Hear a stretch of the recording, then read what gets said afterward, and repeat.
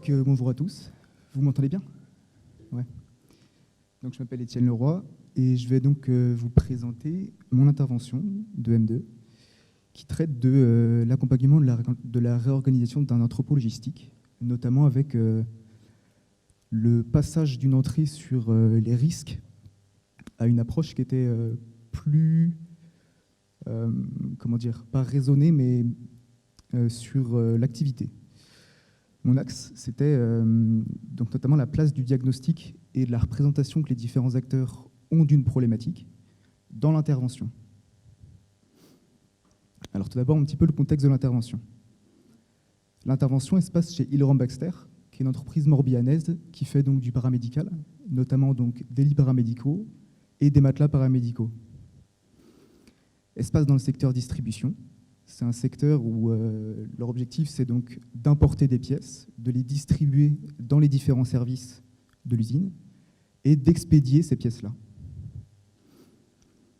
La demande, elle est apparue donc début décembre 2021 par le manager de la distribution qui m'a parlé d'un lieu qui s'appelle le Quai 18, on l'évoquera juste après, où il y a de nombreux croisements de flux et une zone d'expédition qui déborde.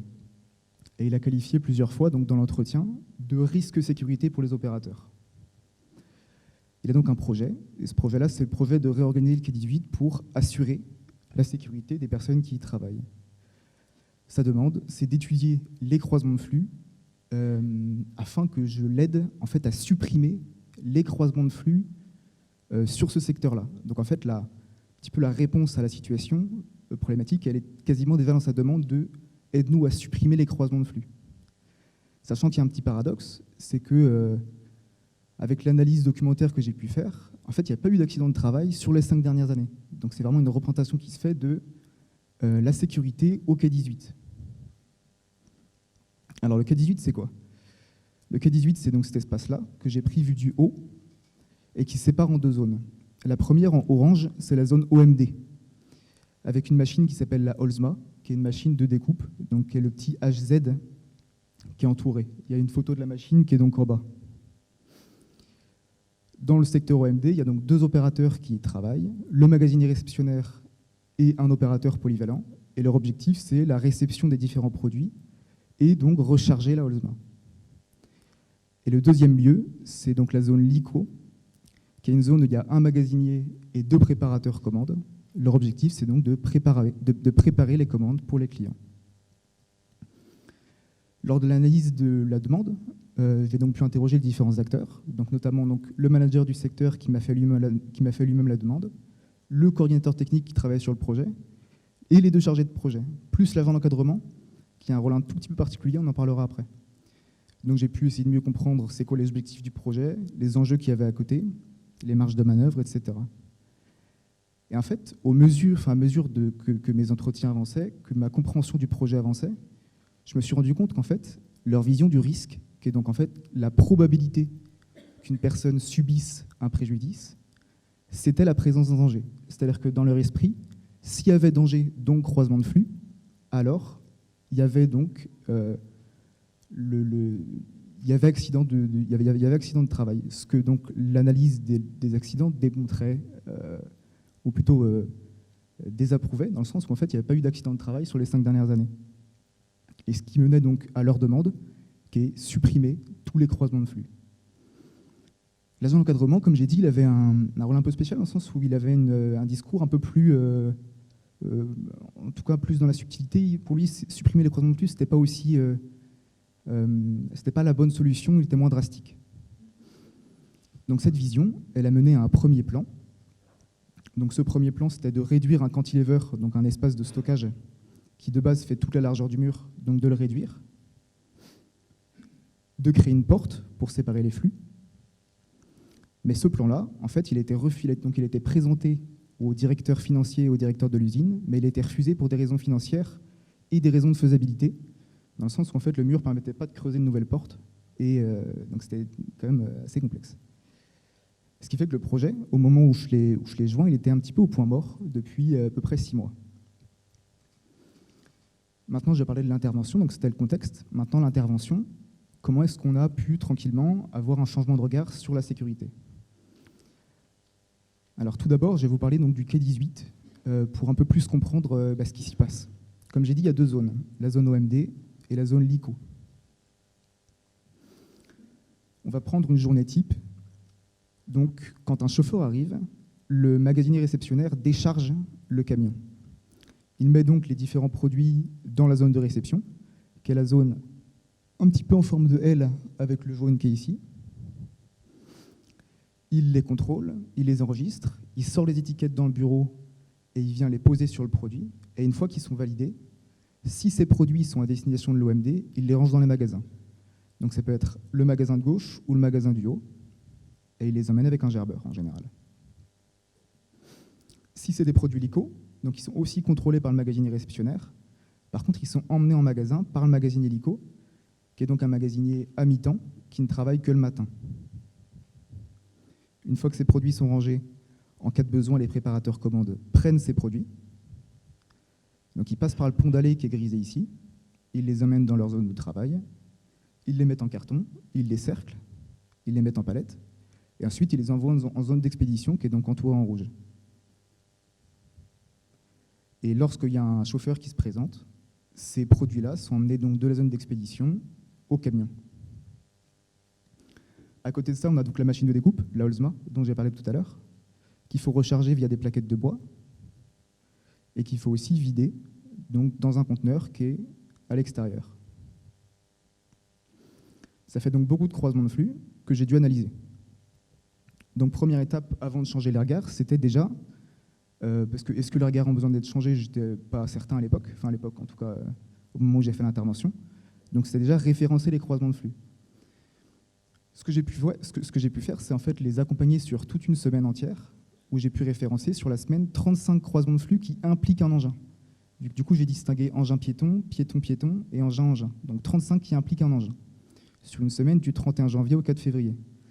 Avec du coup, sur les croisements de flux auxquels j'avais attribué une couleur pour chaque opérateur, un couloir de flux qui se dégage, que j'ai pu entourer en rouge. Ça m'a permis déjà d'avoir une sorte de tableau des occurrences des croisements de flux pour les différents opérateurs. Typiquement le magasinier réceptionnaire qui est impliqué dans 19 des croisements de flux, l'opérateur polyvalent qui est impliqué dans 12, ou le préparateur commande numéro 2, donc tout en bas, qui est impliqué dans 16. Là, j'en parle pas, mais ça m'a aussi permis, donc via mon outil, de référencer sur quelles tâches et sur quel moment de la journée avaient lieu ces croisements de flux-là. Ces croisements de flux, en plus, ils avaient lieu avec des opérateurs qui conduisaient des engins avec un encombrement différent, mais un encombrement relativement important. Donc de gauche à droite, on a typiquement le Lamlift, qui est donc un engin qui fait environ 2,50 m à 3 mètres de large. On a donc les différents gerbeurs. Puis sur la photo de tout à droite, on a donc les rails, sachant que les rails peuvent aller jusqu'à 7 mètres de large. Donc quand même un sacré encombrement, et pour autant, pas de croisement de flux. Ce que j'ai pu aussi repérer déjà, c'est donc les interruptions de tâches, dans le sens où en fait, sur 3 journées que j'avais passées avec le magasinier réceptionnaire, il y avait donc 37 interruptions, donc 24 interruptions chauffeur et 13 interruptions que j'ai appelées autres. En fait, les interruptions autres, ce que j'ai pu voir, c'est qu'elles ne posaient pas de problème, dans le sens où en fait, elles étaient gérées directement dans la zone de réception. Ce qui posait plus de problème, c'est les interruptions chauffeur, dans le sens où un chauffeur sonne, le magasinier réceptionnaire vient donc ouvrir au chauffeur, il prend le bon de livraison pour le signer au bureau, donc il va à son bureau. Une fois que le bon de livraison est signé, il le ramène au chauffeur. Et tout ça, il le fait dans le couloir de flux qu'on a pu observer. Donc, beaucoup de croisements de flux, et pour autant, pas d'accident. Donc, pas d'accident. Pourquoi, en fait? Et c'est une vraie question que je me suis posée. Et en fait, c'est quelque chose qui m'est apparu un petit peu comme une révélation, vu que j'étais bloqué depuis un certain temps sur leur demande de supprimer tous les croisements de flux, et je ne voyais pas trop de sens. Mais en fait, c'est que le croisement de flux, c'est pas un accident, forcément. En fait, un croisement de flux, il s'inscrit dans un contexte de travail, dans un environnement donné, avec des opérateurs qui ont un encombrement donné, et donc beaucoup de critères aussi que j'évoquerai pas, parce que j'ai pas vraiment le temps. Mais, et ce qui fait qu'en fait, tous les croisements de flux, ils n'ont pas le même risque. Et ce que m'ont dit les opérateurs, c'est que si ces croisements de flux, ils peuvent les anticiper, alors le croisement de flux, il peut être sécurisé. Ce qui m'a permis à ce moment-là de me décaler de la problématique initiale. Et mon questionnement, ça a été plus Comment est-ce qu'on supprime tous les croisements de flux? Ça a été, c'est quoi les conditions pour anticiper un croisement? Quelles sont les situations qui ne rassemblent pas ces conditions? Et comment est-ce qu'on favorise ces conditions? Parce que c'était du coup une sorte de décalage un peu du point de vue que j'avais du problème. Donc comment je m'y suis pris? Donc ce qui va suivre, c'est du coup un petit peu l'explication. J'ai échangé de manière plus ou moins formelle avec les opérateurs à propos des conditions d'anticipation. J'ai pu faire des points hebdomadaires avec l'agent d'encadrement pour vraiment le tenir au courant sur ce que je voyais, qu'il puisse vraiment suivre l'avancée et puis l'évolution du regard qu'on portait sur la problématique. Puis une validation en collectif avec les opérateurs et les managers de proximité. Donc, c'est quoi les conditions pour anticiper un croisement? Là, on va prendre le cas où l'opérateur polyvalent vide les conteneurs de la LSMA. Donc, il se dirige vers l'extérieur pour vider le conteneur. Et le magasinier réceptionnaire débarrasse la réception. Donc, il va là. En fait, ce qui m'explique, c'est que chaque opérateur qui est impliqué dans un croisement doit avoir deux informations sur l'autre opérateur, la trajectoire de l'autre opérateur et l'encombrement de l'autre opérateur. Cette information, ils peuvent l'avoir en voyant cet opérateur en question. Donc c'est la condition principale pour anticiper, c'est d'avoir l'information visuelle sur l'autre. Ça fait que l'environnement de travail, en fait, il a un impact qui est important, dans le sens où il y a beaucoup d'endroits sur l'environnement de travail qui sont des obstacles à la prise d'informations visuelles et qui vont donc retarder les possibilités d'anticipation par les opérateurs.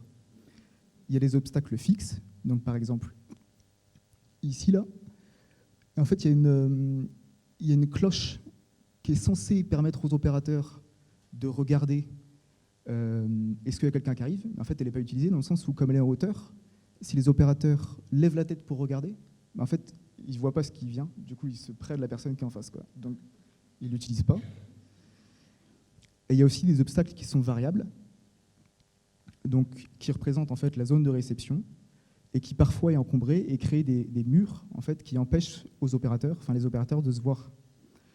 Donc sur la zone A, 3 fois des 9 jours où je suis arrivé, elle était fortement encombrée et ne permettait pas d'anticiper l'encombrement et la trajectoire de l'autre opérateur. Et sur la zone B, qui est donc les plaquettes de bois de la Holzma, 9 fois sur les 9 journées des opérateurs. Ce qui pose aussi quelque chose, c'est que la gestion de la zone de réception, elle influence la sécurité des opérateurs, parce qu'elle influence les possibilités d'anticipation des opérateurs. Autre chose que j'ai pu voir, c'est l'importance des klaxons et des règles de métier. En fait, à chaque petit logo que j'ai mis là, les opérateurs klaxonnent. Donc en fait, comment est-ce qu'ils gèrent un croisement de flux? Donc un opérateur se dirige, il klaxonne notamment à des espaces où l'information visuelle est difficile, il avertit de sa présence. Donc l'autre opérateur sait qu'il est en coactivité, donc il ralentit. À ce moment-là, ils peuvent se voir, donc connaître la trajectoire et l'encombrement, et passer. Et ils ne passent pas de n'importe quelle manière. En fait, la priorité, elle est à l'opérateur qui conduit l'engin le plus encombrant. Et ça, c'est une règle de métier qu'ils ont instaurée. Et ça marche, parce que du coup, pas d'accident sur les 5 dernières années. Quand je dis qu'elle a été ajoutée, c'est vraiment qu'elle a différencié des règles prescrites, dans le sens où pour les piétons, il y a certaines règles, par exemple marcher sur les lignes bleues, ou alors priorité aux engins quand on n'est pas sur les lignes bleues, qui sont donc des lignes de passage de piétons. Et pour les engins, c'est donc des règles relatives au CACES, donc par exemple klaxon à chaque porte, klaxon dès que passage en marche arrière, ou arrêt aux portes quand on est en marche arrière notamment. Et ces règles, en fait, elles sont ajustées par les opérateurs, avec notamment l'ajout de klaxon à chaque fois donc on est proche de la zone de réception et qu'on n'a pas l'information visuelle, et priorité à l'engin le plus encombré. Et ça sert à la fois à leur sécurité et leur performance. Donc en fait, tous les croisements ne sont pas à risque. En fait, un croisement à risque, le bon shaker pour un croisement à risque, c'est quand on ne peut pas anticiper, donc information visuelle tardive, et quand l'encombrement des opérateurs est important. Et ça ne représente pas toutes les situations, ça représente notamment les situations où il y a chargement d'un camion et déchargement d'un autre camion en même temps. Alors pourquoi? Là, c'est un petit peu une illustration. On a donc l'opérateur polyvalent qui vient décharger la réception, décharger le camion donc pour la mettre en zone de réception, qui fait des allers-retours entre le camion et la zone. Et de l'autre côté, on a la personne, un autre opérateur, justement, gestion de commande, qui vient donc charger un camion avec ses rails, qui peuvent donc aller jusqu'à 7 mètres. Et du coup, ça fait qu'à ce moment-là, il y a un croisement de flux. Et ce croisement de flux, qui est donc situé au niveau de la porte, où on rappelle, il y a la cloche qu'ils n'utilisent pas parce qu'évidemment, s'ils se lèvent, ils ne voient pas, c'est une zone d'obstacle visuel. Et donc là, on a le bon shaker. Le diagnostic du coup que j'ai fait de la situation, c'est donc, comme je viens de dire, tous les croisements de flux ne sont pas dangereux.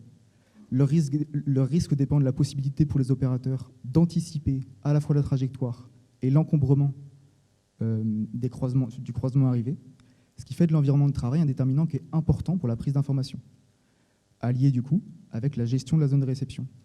S'ils peuvent anticiper, ils mettent en place une règle de métier qui est donc priorité à l'opérateur qui conduit l'engin le plus important. Donc on passe de un risque égale un danger, ou plutôt l'inverse, un danger égale un risque, donc forcément il y aura un croisement de flux et du coup il y aura un accident de travail, à des opérateurs qui sont acteurs de leur sécurité et qui la gèrent. Ça met aussi en avant qu'il y a donc le chargement et le déchargement. Quand ça arrive en même temps, c'est dans ces situations-là que les conditions ne sont pas réunies pour que les opérateurs gèrent efficacement leur sécurité et qu'il y a un vrai risque. Ça a été restitué au COPIL. Ça a été fortement facilité par les points hebdomadaires qu'il y a eu avec l'encadrant de proximité, qui faisait aussi partie du COPIL et qui a donc permis de faire un lien entre les instances décisionnaires et puis les informations que je remontais sur le terrain, et qui a permis aussi d'entamer tranquillement un changement de regard sur la problématique, avec la co-construction de solutions qui sont plus réalistes. Je vais les aborder rapidement. À court terme, c'était donc de dégager les réceptions du côté Olsma, où il y avait donc 9 fois sur les 9 jours, il y avait un mur qui s'était formé qui empêchait la prise d'information, d'ajouter des lumières bleues au sol qui manquaient sur l'un, donc en fait pour favoriser les possibilités d'anticipation.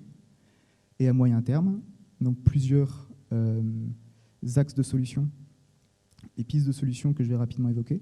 Donc de limiter les moments où il y a chargement et déchargement en même temps, puis limiter les interruptions chauffeurs, où on a vu que ça se faisait en confrontation avec le flux principal, et puis aussi de partir sur le diagnostic de la gestion de la zone de réception. Sur le premier point, qui est donc limiter les situations de chargement-déchargement, en fait, on s'est dit qu'on allait établir un planning des mouvements camions qui n'existait pas aujourd'hui, qui puisse être consulté à la fois par les opérateurs et par le superviseur de la zone. Pour le superviseur de la zone, ça lui permettrait d'anticiper les créneaux horaires de chargement et de déchargement. Et s'il voit que ça se confronte et que du coup il y a un moment où il y a chargement et déchargement en même temps, de pouvoir contacter l'un des fournisseurs et décaler nos opérations. Et pour les opérateurs, en plus d'avoir une meilleure gestion de leur sécurité, c'est aussi mieux organiser leur journée, qui est un élément qui m'avait remonté, grâce à l'horaire d'arrivée des livraisons, qui était du coup un élément déterminant de leur journée. Le planning qu'on avait imaginé, c'était donc celui-ci, on l'avait co-construit, inspiré d'une autre situation de référence qu'il y avait dans l'usine que je n'avais pas évoquée, avec du coup donc le K18, les différents créneaux, et puis un code couleur avec créneau libre, le créneau qui est demandé en attente de validation, le nom du fournisseur qui arrivait avec horaire d'arrivée et de départ, puis quand c'est confirmé, en vert. Alors en réalité, donc on a essayé de le mettre en place, c'était plus nuancé que ça, dans le sens où du coup c'était une exigence nouvelle pour les fournisseurs de dire on arrive à telle heure, etc. Donc c'était aussi difficile d'obtenir des réponses, notamment sur des créneaux qui sont précis. Du coup on a fait de nombreuses relances, mais du coup c'était aussi une réalité à prendre en compte. Et du coup, comme il y avait une grande diversité de fournisseurs, on a aussi décidé de spécifier uniquement sur un nombre de fournisseurs donnés qui représentait à peu près 60-70% de l'ensemble des livraisons qu'ils avaient, et vraiment de faire un focus sur cela. Au moment où moi j'ai quitté l'entreprise, on avait un planning qui était un peu plus partiel, c'est-à-dire le mercredi, par exemple 24 août, on n'avait pas tous les créneaux horaires qui étaient distingués, on avait vraiment matin, après-midi, avec l'heure d'arrivée et si possible de départ quand c'était défini. Donc ici ça marche. Et quand ça ne marche pas, ça permettait donc au manager de proximité de contacter l'un des fournisseurs pour décaler à un autre jour dans la semaine ou à un autre. Donc c'était plus grossier, ça marchait à peu près. Bon. Donc manque de précision, peu utilisable par les opérateurs pour anticiper leur journée, parce que du coup c'était pas sur des créneaux libres, donc ça on ne l'avait pas eu.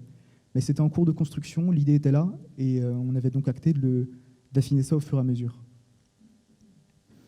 Pour ce qui est donc de limiter les interruptions chauffeurs et la gestion de la zone de réception, pour les interruptions chauffeurs, on avait co-imaginer une idée de barrière pour gérer les arrivées de chauffeurs, mais cette barrière, dans tous les cas, elle sera levée. Donc, c'est à se poser aussi les questions de comment est-ce qu'ils voient qu'il y a des opérateurs comment est-ce qu'ils voient qu'il y a des chauffeurs en attente et où est-ce qu'ils actionnent pour l'arrivée de la barrière. Donc ça, c'est en construction. Puis aussi un questionnement des modalités d'accueil avec les managers et les opérateurs sur, en fait, quel document est-ce que le chauffeur il peut remplir seul. Est-ce que l'opérateur doit vraiment faire autant d'allers-retours pour signer le bon de livraison, etc., etc. Donc c'est en cours de construction. Puis sur la gestion de la zone de réception, une poursuite de l'intervention sur ce versant précis que j'évoquerai pas parce que j'ai pas de temps, mais du coup une poursuite de l'intervention grâce à ce changement de regard. Donc sur l'axe qui était quelle place du diagnostic et la perception d'une problématique dans l'intervention, je vais rapidement faire une synthèse. Le regard initial, c'était donc un croisement de flux, c'est forcément un danger. Donc qu'est un danger, ce sera forcément un accident. Mais ça excluait la question de la place de l'homme dans la gestion de ce danger. Donc en fait, pour eux, tous les croisements avaient le même risque. Et ça apportait à une vision de on va supprimer tous les croisements de flux. Résultat, en fait, le plan qui avait été imaginé, il était refusé par le directeur. Et le projet, quand j'étais arrivé, en fait, il était un peu au point mort depuis quelques mois. Ce qui a permis l'intervention, c'est de changer de regard et d'arriver sur l'homme qui est davantage acteur de sa sécurité, notamment par l'anticipation et puis les différentes règles de métier qu'ils ont pu mettre en place. Et qu'en fait, les croisements les plus à risque, c'était notamment les croisements où les stratégies que mettaient en place les opérateurs ne pouvaient pas être mises en place, donc étaient empêchées. Ça a permis de co-construire des pistes de solutions qui étaient plus réalistes et en cours de construction, même au moment où moi je suis parti, et de poursuivre l'intervention sur d'autres versants, notamment la gestion des interruptions de chauffeurs et de la zone de réception, par exemple. Donc en synthèse, chaque projet et chaque situation de travail, ils sont différents. Donc le diagnostic, il sera unique. Mais ça reste une étape qui est incontournable pour l'opérateur, parce que c'est un enjeu pour l'ergonome, de mon point de vue, d'éclairer une problématique pour mieux comprendre c'est quoi les déterminants réels d'une situation ou de plusieurs situations. Et en éclairant cette problématique, on peut changer le regard que les acteurs portent sur une situation. Ici, c'était donc de rendre les hommes davantage acteurs de leur sécurité.